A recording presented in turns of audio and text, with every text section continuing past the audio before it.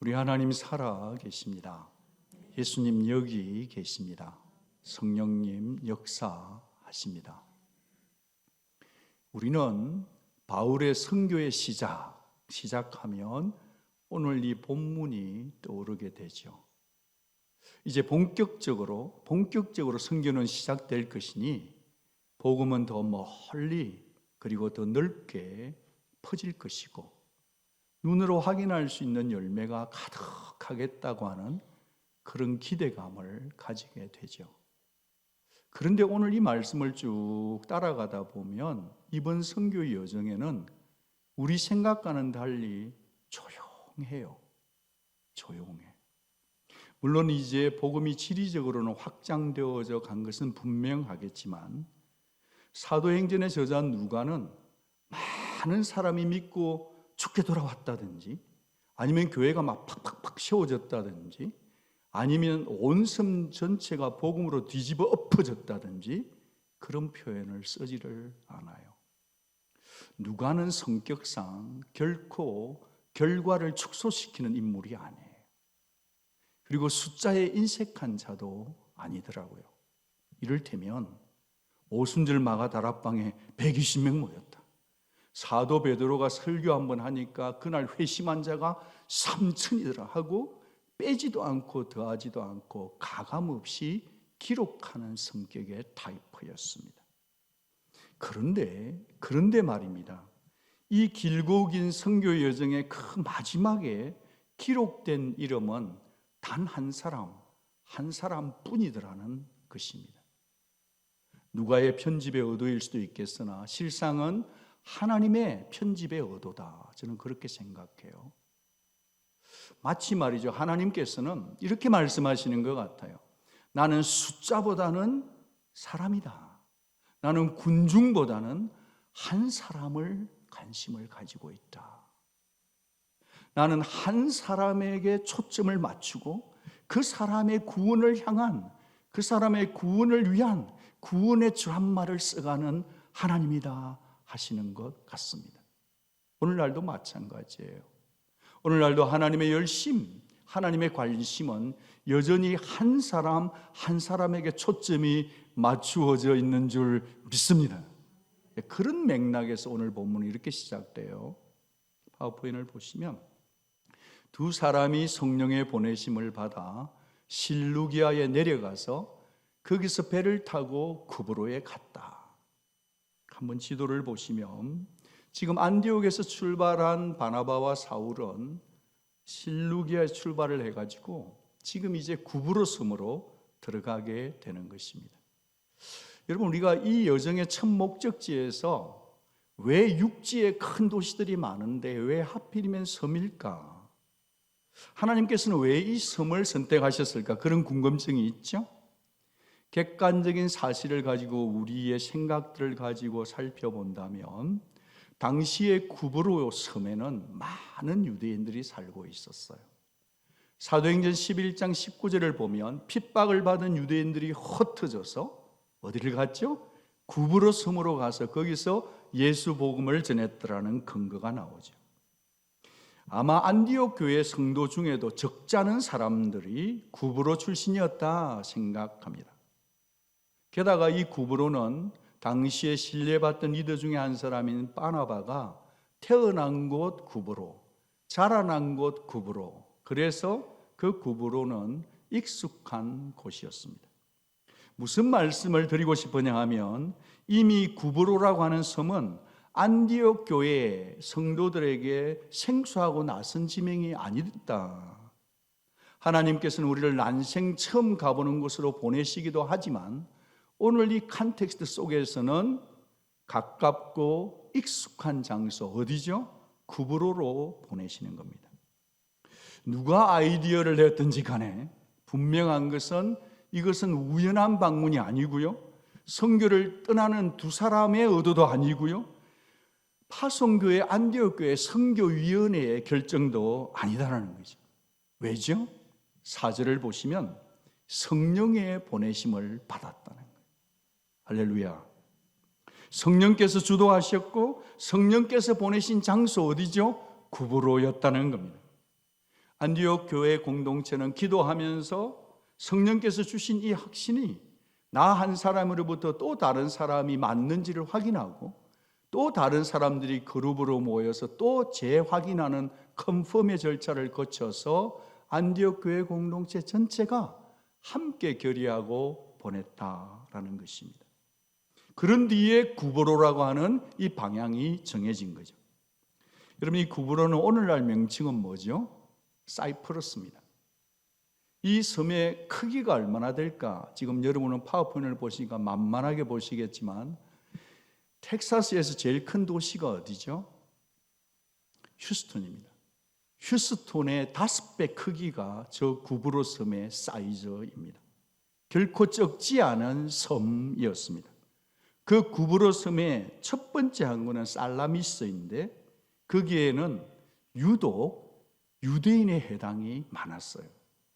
바나바와 사울은 그들에게도 익숙했던 어디부터 찾아갔을까요? 회당부터 찾아갔습니다.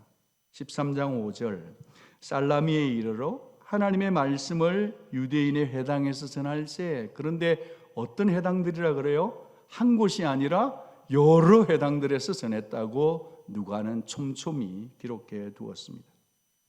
사랑하는 여러분, 사도행전을 이렇게 쭉 따라가다 보면 바울과 사울의 전도 패턴이 있어요. 그들은 늘 찾아가는 곳이 먼저가 유대인의 회당부터 찾아갔더라는 사실을 알게 됩니다. 왜일까요? 왜죠? 그것은 하나님의 질서이기 때문에 그렇습니다. 구원의 질서예요. 로마서 1장 16절을 보면 먼저는 유대인에게요, 그 다음에게는 헬라인과 이방인이라 하셨거든요. 그러니까 지금 하나님께서는 먼저 유대인들에게 기회를 먼저 주시는데 복음을 들을 수 있는 기회를 제공하시는 겁니다. 그 복음을 듣기에 가장 좋은 장소, 그 복음을 듣기에 가장 합당한 적합한 장소 어디죠? 회당이었다는 것입니다. 작년에 제가 이제 휴가를 맞아서 한국을 갔었는데 저와 저희 집사람이 한 가지 휴가 중에 하고 싶은 게 있었어요. 그게 뭐냐면 저하고 친한 친구 집사 부부와 함께 진주 근처에 있는 리 단위의 마을들을 찾아서 전도하는 것이었습니다. 이 집사님 부부는 그동안 진주 근처에 약 110곳의 리 단위를 찾아다니면서 복음을 전했더라고요. 거의 매주. 그분들의 타겟팅은 할머니, 할아버지들이었습니다. 여러분, 우리가 어디를 찾아갔을 것 같습니까? 동네 마을 회관이었습니다. 요즘 마을 회관 잘 돼 있더라고요. 깔끔해요. 마을 리마다 회관이 없는 곳이 없어요. 갈 때 뭘 가져가면 좋냐면 카스테라가 참 좋더라고요. 연세대생이 카스테라하고 식혜하고 주스를 가져가면 일단 들어가면서 안녕하십니까? 크게 인사하면 누구 속하고 그래요. 일단 앉아요. 인사를 한번 크게 드리고 나면 구수한 사투리로 그 어르신들의 눈높이에 맞추어서 복음을 전하는 겁니다. 평생 농사 짓고 자식 다 공부시키고 그 할머니 할아버지들에게 복음을 전했어요. 어쩌면 마지막이 될지도 모를 그 일을 찾아서 복음을 전해드리기 위해서 출장 복음 서비스를 한 것입니다. 작년에 휴가 가운데 그 일이 가장 저에게는 보람이 있는 것 같아요. 마을 회관. 여러분, 바나바와 지금 사울은 바로 그 유대인들이 모여 있을 것 같은 그 회당에서 유대인들의 눈높이에 맞추어서 메시아가 바로 메시아인 것을, 예수가 메시아인 것을 논증하고 풀어가고 있는 것입니다.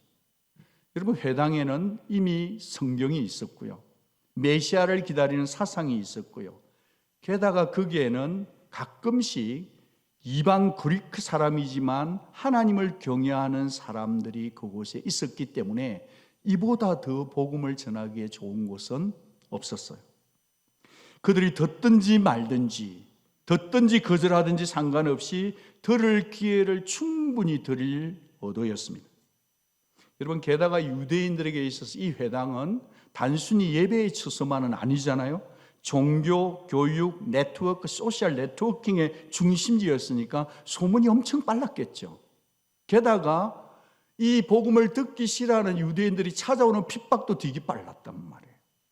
그러다가 거절당하면 신의 먼지를 들고 그리고 미련 없이 또 다른 회당을 찾아가는 여정을 바울과 이 바나바는 했던 것입니다.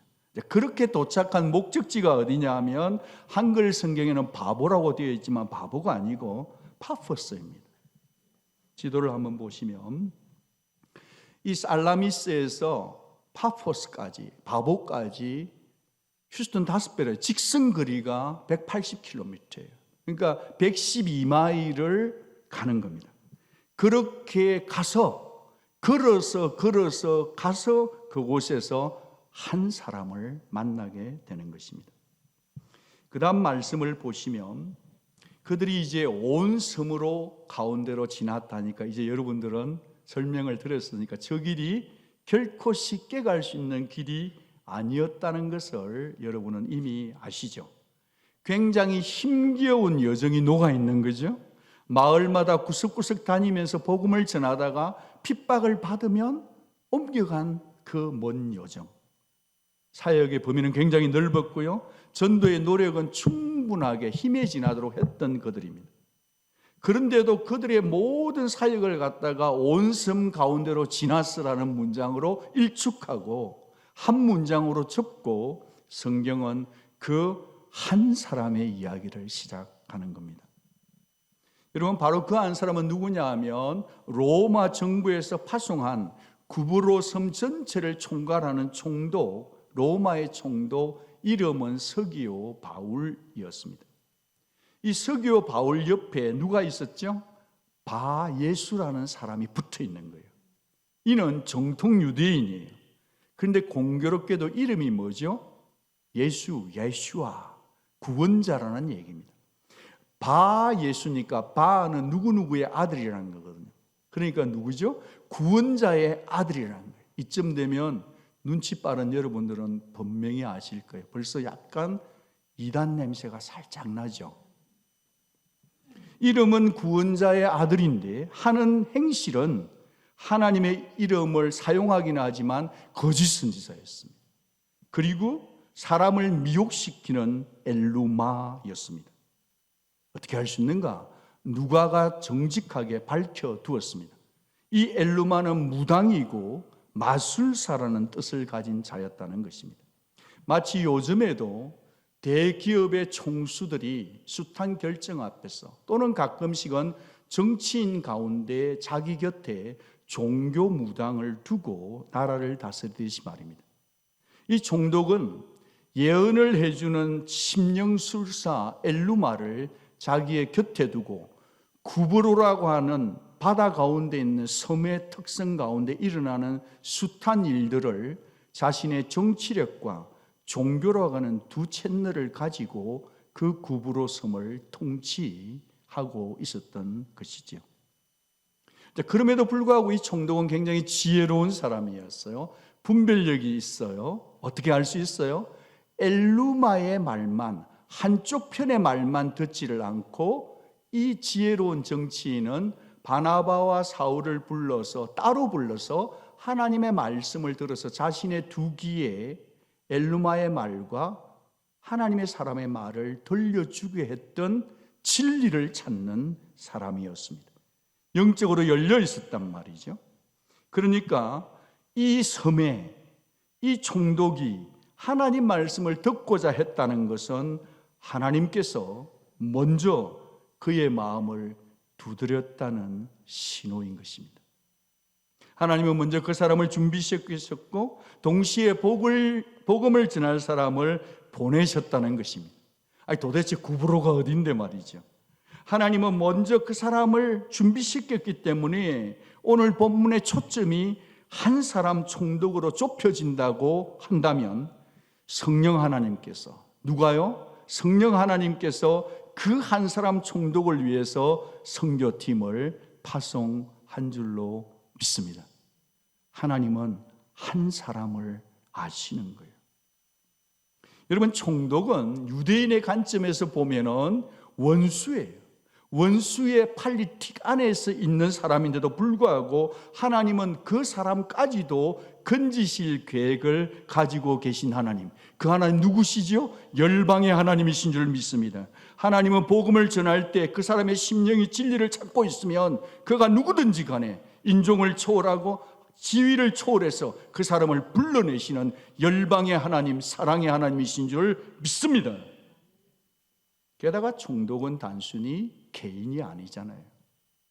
그가 예수를 믿으면 그 구브로 섬 전체가 선교의 문이 역동적으로 열릴 수 있는 가능성의 사람이었습니다. 오해를 풀고 싶습니다. 하나님은 소위 시티 가버너 정도 되거나 스테이트 가버너들만 좋아하시는구나. 그 얘기가 아니라 마음이 진실하고 하나님에게 열려있는 사람, 그 사람을 찾아서는 하나님이 하나님의 뜻을 이루어 가시는 분이십니다. 자, 일이 이쯤 되다 보니까 그 곁에 있던 엘루마가, 마술사가 자기의 직책이 위태위태한 거고 흔들리고 있으니까 어떻게 하든지 간에 이 총독이 진리의 메시지를 듣지 못하게 하도록 발악을 하는 겁니다. 여러분, 이 본문을 가만히 보면은 이 장면이 우연이 아니라는 것 혹시 느껴지시나요? 우리 하나님 되게 유머러스 하신 분이에요. 보세요. 복음을 전하는 사람의 이름이 뭐죠? 바울이에요. 복음을 듣는 사람의 이름이 뭐죠? 바울이에요. 여기는 바울이고 여기는 서기오 바울이지만 둘 다 폴이에요. 마치 하나님께서는 한 사람 바울을 통해 또 다른 이름을 가진 폴을 얻어내고야 말겠다고 하는 하나님의 메시지가 여러분 눈에 보이시면 좋겠습니다. 그런가 하면 이 서기오 바울은 바 예수라고 하는 어둠의 세력에 묶여 있단 말이에요. 그런데 참 진리의 복음을 가진 바울을 통해서 이 사람에게 진짜 예수 십자가 복음을 전해주고 계시는 하나님의 열정, 여러분 보이시죠? 그러니까 말입니다. 우리는 신앙생활을 할 때 복음을 전하게 될 때 한 사람 속에는 항상 바 예수도 있고 참 예수도 계시는 거고, 그 사람을 믿지 못하게 하는 영적인 세력이 있고 그 사람을 믿도록 하기 위해서 찾아가는 선교의 발걸음이 있는 줄 믿습니다. 이게 성도가 알아야 되는, 진상을 알아야 되는 영적인 실체라는 것입니다. 동의하시면 아멘. 여러분, 이 상황 설정이 우리에게 무엇을 시사하고 있죠? 그것은요, 어디든지 복음을 전하는 한복판에서는 대적하고자 하는 영적인 세력이 있다는 겁니다. 사람의 영혼에 눈을 멀게 하는, 미혹해 하는 세력이 있다는 것입니다. 여러분, 특별히 선교지에 가다 보면 그 땅에 있는 무속의 신앙 속에서 꼭 한번 부딪히는 장면들이 있습니다. 제가 2000년도 정도인데 우리 교회 청년들 35명을 같이 함께 몽골에 선교를 갔습니다. 선골에 가는 거기 높은 탑이 있는데, 산 위가 있는데 거기 가면 우리 성황당 같은 거기에서 돌들을 많이 쌓아놓고 모든 종교심이 거기에 다 꽂혀 있죠. 근데 거기 가니까 거기를 지키는 어느 할머니가 키가 자그만해요. 근데 긴 막대기를 들고 거기를 돌고 계시다가 갑자기 우리 같이 갔던 선교팀 자매들을 막 두들겨 패는 거예요. 우리가 거기를 놓고 하나님 이 땅에 있는 어둠의 세력들이 떠나가게 하시고 복음이 열리게 하셔서 그 기도 잠깐 했는데요, 언어가 다르잖아요. 우리가 뭐 몽골어를 할 줄 알아요. 근데 그 할머니가 갑자기 이걸 들고 따라오면서 계속 우리 청년 자매들 막 때리는 거예요. 우리는 예수 이름을 의지하고 맞은 거 너 복이 있을 거다 격려를 했지만요, 여러분, 이 영적인 세계는 영적인 세계끼리 알아보는 것입니다. 여러분, 이 엘루마를 우리 스스로 이기겠다 하면 안 됩니다. 착각입니다. 오해입니다. 여러분, 우리가 영적인 세력을 대적하려고 하면 영적 존재를 많이 안다고 되는 게 아니에요. 영적 귀신을 쫓아내는 비법, 첫째, 둘째, 셋째, 그런 거 다 소용없어요. 그냥 그 상황에서 우리가 의지할 것은 예수 이름뿐인 줄 믿습니다. 예수의 피를 전하면 되는 것입니다. 성령으로 충만하면 될 줄로 믿습니다. 마침내 사도행전 13장 9절은 바울이라고도 하는 사울이 바울이라고도 하는 사울이 성령이 충만하여서 그를 주목해 본 거예요. 여기 주목해 봤다는 것은 전혀 주저함 없이 본질을 깨뜨려 본다는, 보았다는 겁니다. 여러분, 성령으로 다스림 받으면, 성령으로 보면 분별력이 나타나게 되는 겁니다. 성령으로 해결해야 할 부분입니다. 여러분, 겉으로는 이것이 바울이라는 사람과 엘루마라는 사람의 영적 대결 같지만 실상은 이게 뭐죠? 바울이라고 하는 복음과 엘루마라고 하는 어둠의 세력의 영적 한판 승부 대결 구도인 것입니다. 바울이 성령이 충만한 눈으로 보니까 이 엘루마는 단순히 방해하는 사람 정도가 아니라 마귀의 도구임을 깨뜨려 본 것이죠. 그의 실체를 낱낱이 이렇게 폭로합니다. 같이 한번 조용히 읽어주십시오. 모든 거짓과 악행이 가득한 자요, 마귀의 자식이요, 모든 의의 원수요, 주의 바른 길을 굽게 하기를 그치지 아니하겠느냐. 여러분, 여기 굽게 하기를이라는 단어는 트위스트한다는 거예요. 지금 이 마이크가 앵글이 정확하니까 여러분 들리는데 불편함이 없죠. 근데 이걸 자꾸 트위스트 하면요, 여러분 소리가 잘 안 들려요. 바울이 아무리 진리에게 옆에서 깐죽깐죽하면서 하나님의 방향을 틀어버리게 되는 거예요. 이 굳게 한다는 게 트위스트 한다는 거예요. 여러분, 이 말씀을 우리가 보면서 이런 생각을 우리가 좀 챙겨야 되지 않을까요? 엘루마 같은 방해의 세력은 외부 세력에만 있는 게 아니라 내 속에서도 충분히 있을 수 있다는 겁니다. 여러분, 그렇지 않습니까? 우리가 하나님 앞에 나아가는 것을 방해하는 것들이 있잖아요. 하나님 앞에 바로 살려고 마음을 먹으면 먹을수록 그것을 가로막는 영적 세력들이 있지 않습니까? 우리 속에, 내 속에도 있죠. 두려움일 수도 있겠고, 염려일 수도 있겠고, 돈 사랑함일 수도 있겠고, 나를 에워싸는 환경이나 얽히는 관계나 용서치 못하는 거나 질병이나 감정이나 세속의 문화나 음란하고 폐악한 영상이나 우리를 악한 식의 분위기를 끌고 가는 것들 말입니다. 여러분, 우리 안에 있는 이 엘루마는 대놓고 우리를 공격하지는 않을 수 있습니다. 그렇지만 그 방향을 살짝만 틀어놓으면 그 틀어진 방향이 저와 여러분을 주님의 길을 끝까지 따라가게 하는 올바른 길에서 탈승케 한다는 겁니다. 그 살짝 틀어진 방향이 무엇인지, 그걸 굽게 하는 실을 우리 모두가 다 영적으로 분별할 수 있기를 주의 이름으로 축복합니다. 내 속에 지금 내가 하나님의 길을 가는데 의의 원수로 사는 건 아닌지, 그런 영역은 없는지, 정말 뭐에 씌인 것처럼 말이죠, 계속 고범죄를 찾아가고 있는 건 없는지, 우리 모두에게 영적인 분별력이 필요합니다. 우리 자신을 정확하게 깨뜨려 볼 수 있는, 직관할 수 있는 그런 것이 예배 시간이고, 주의 성령께서 여러분에게 말씀을 주시면 그것을 깨뜨려 보는, 나 자신을 말씀의 거울 앞에 세우는 것이 필요하다고 봅니다. 이제 주의 손이 결정적으로 개입을 하시네요. 여러분, 우리 하나님이 개입하시면 판은 뒤집어집니다. 여러분, 우리 하나님께서 여러분의 인생 가운데 개입을 하시면 안 되는 것 풀릴 수도 있고요, 막힌 것 열릴 수도 있지만 동시에 열려있는 것이 닫힐 수도 있어요. 하나님의 손이라는 것은 언제나 중립이, 하나님의 손이 임하면 판은 바뀝니다. 사도행전 13장 11절, 보라, 이제 주의 손이 네 위에 있으니 네가 맹인이 되어 얼마 동안 태양을 보지 못하리라 하니 적시 안개와 어두움이 그를 덮어 인도할 사람을 두루 구하는 신세가 되었습니다. 여기에 주체는 바울이 아니라 성령 하나님이십니다. 얼마 동안 잠시 맹인이 된다 하셨으니 이 속에 긍휼이 있는 거죠.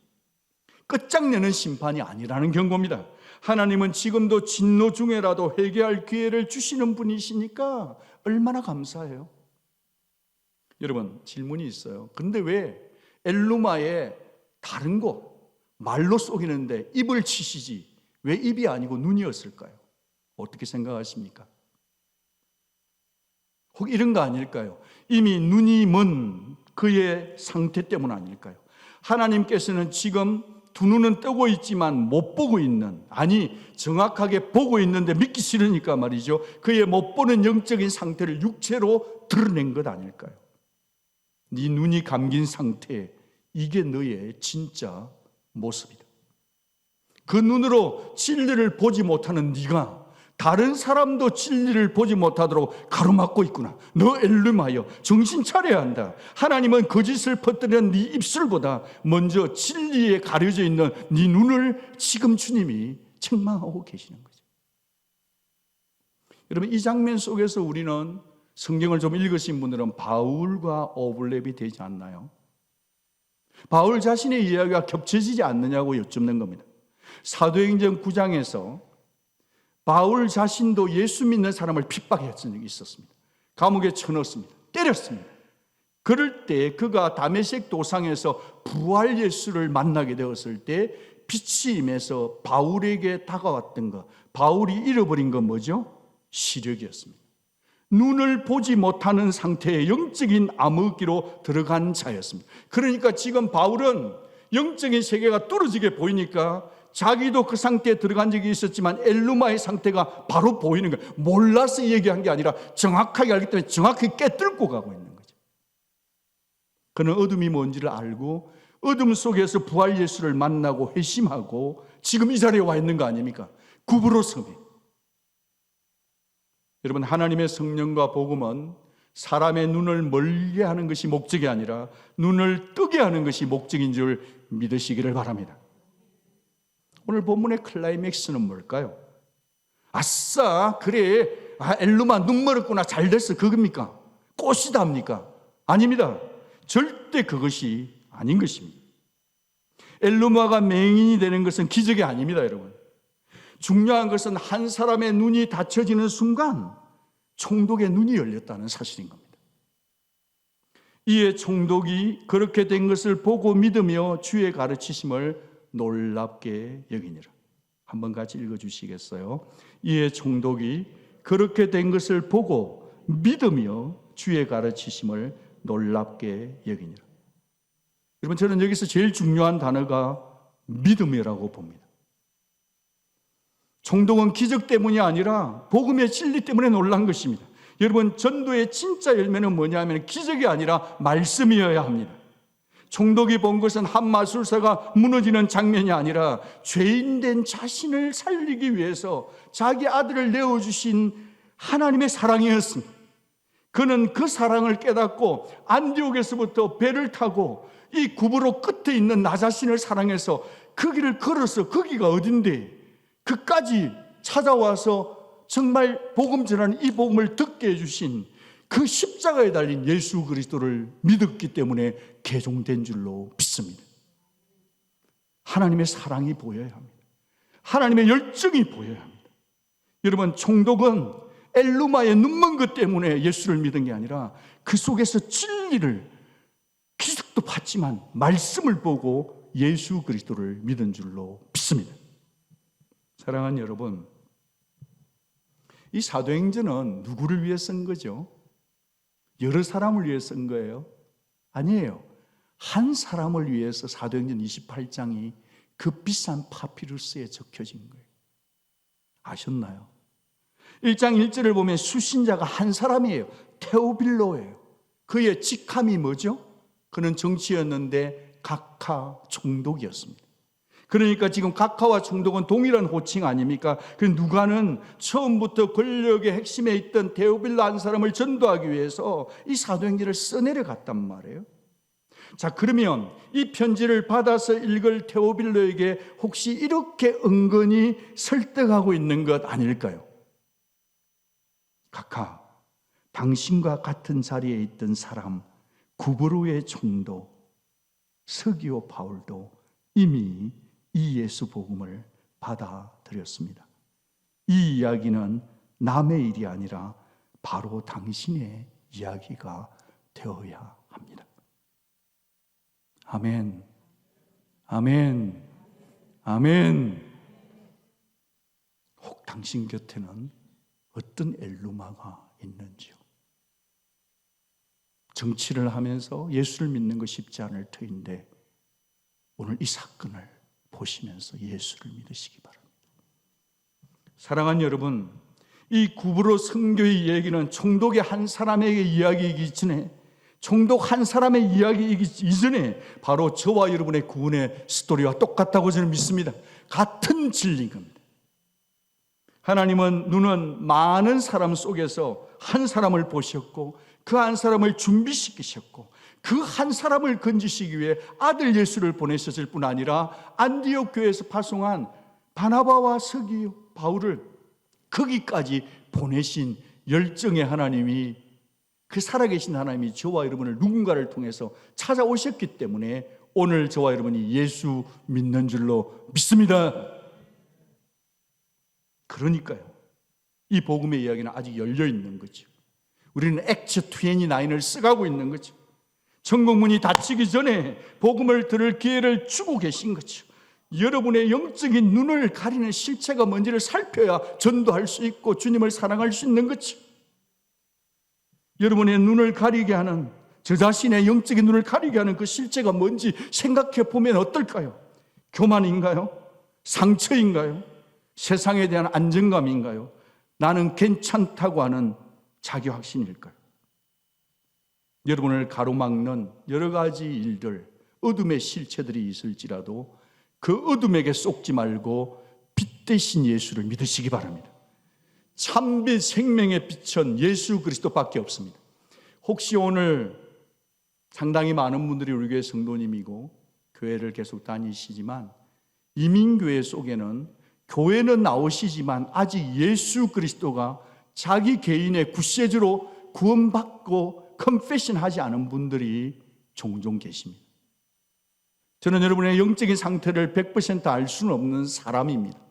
하나님만 하나님이고 저는 하나님이 아니기 때문에 모릅니다. 그러나 그렇다 할지라도 오늘 이 자리에 계신 분 중에 예수 그리스도를 자신의 구세주로 믿는 역사가 있기를 주의 이름으로 축복합니다. 여러분의 죄를 회개하고 여러분의 죄를 인정하시고 예수를 그리스도로 믿으시기를 축복합니다.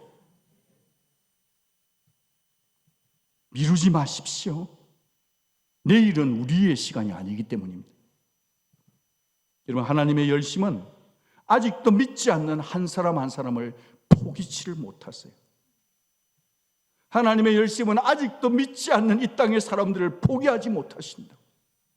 그러니 먼저 믿는 우리가 그 한 사람을 건져내기 위해서 하나님이 보여주는 그 한 사람을 찾아가서 우리가 비록 배를 타고 바나바 사울처럼 같이는 못한다 할지라도 내 삶의 조각조각에서 그 한 사람에게 우리의 관심, 우리의 기도, 우리의 열정을 부어주면 안 될 거예요.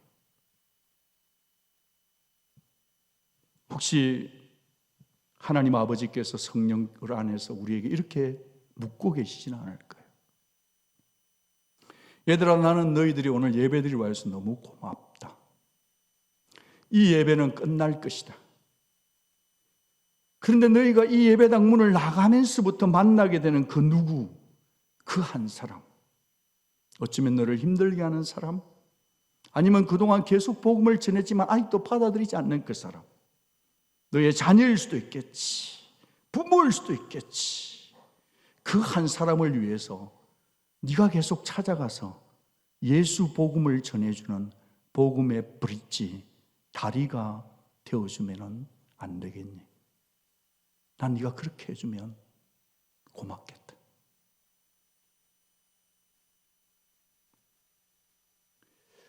지난 금요일 저녁에 우리 교회 성도님들께서 세 분이 서장로님 그리고 리아 꼴레 우리 노엘이 언약 공동체 리더께서 말씀을 전해주셨는데 감사했습니다. 그 세 분 중에 다들 말씀이 좋으셨는데 그 리아 꼴레라는 분은 필리핀 계통의 액처 그룹의 멤버십인데 그분이 복음을 전했어요. The Great Commissioner. 키가 자그마했기 때문에 얼굴이 보일락 말락 할 줄 이렇게 되었습니다. 그런데 그분은 설교를 하신 게 아니라 원고를 보고 읽었어요. 그런데 제가 이게 맨 앞자리가 제 자리잖아요. 그분이 말씀을 막 영어로 전해 제끼는데 예수님은 올 오토리티를 가졌다는 거예요. 하늘과 땅의 권세를 가졌다고 그러시는 거예요. 그것도 말씀하시는 거예요. 마가복음 16장 말씀. 그러면서 부활 예수의 이름을 의지하고 가서 손을 얹으면 병이 낫고, 예수의 이름으로 병은 낫고, 예수의 이름으로 귀신이 떠나고, 그렇게 하면서 여러분들은 예수의 이름을 사용하고 있냐고 막 하는데 가슴에 불이 훅 들어오는데 미치겠더라고요. 내 안에 예수 그리스도가 계신데 이 세상에 어떤 크레딧 카드, 비유하면 안 되지만 그런 거 가지고 쓸 수 있는 내 안에 진짜 생명 예수의 이름이 있는데 나는 왜 이렇게 무기력하게 살고 있을까? 나는 왜 예수의 이름으로 선포하지 못할까? 그 원고만 읽는데 제 마음이 너무 고통스러웠어요. 이 시간에 다시 한번 저는 니아 꼴레는 아니지만요, 여러분, 예수 그리스도는 하늘과 땅의 모든 근세를 가지신 분이십니다. 예수는 죽음을 죽이신 분이십니다. 예수 이름으로 어떤 일이 있어도 인내할 수 있고 이겨낼 수 있는 줄로 믿습니다. 예수는 생명을 주시는 분이고 어떤 병도 고치시는 분입니다. 여기에는 암투병하는 분도 계세요. 계속 기도합니다. 그런데요, 어떤 조건이 돼도 예수는 어떤 이 땅의 조건보다 우리를 이기게 하시는 His name is victory. 예수 믿어야 사는 겁니다, 여러분. 성령으로 흠뻑 적셔 주시는 은혜, 예수 이름은 지금도 능력이 되며 예수의 피는 우리의 모든 죄를 용서해 주실 것입니다. 여러분이 지난 한 주간 지었던 모든 죄, 눈으로 보면서 지은 죄, 마음으로 생각한 죄, 어떤 것도 용서받을 수 없지만 예수 피로만 용서되는 줄로 믿습니다. 예수 피를 믿어야 합니다. 그 외에는 소망이 없어요. 주의 손과 성령이 개입하시면 악한 마귀 권세는 깨트려질 것이고, 여러분이 가는 곳곳마다 그곳에 어둠의 눈에 가려있는 자들이 여러분의 사랑과 인내와 기도 때문에 눈이 열려서 예수를 믿는 그런 역사가 계속되어질 것을 믿습니다. 같이 한번 기도하겠습니다.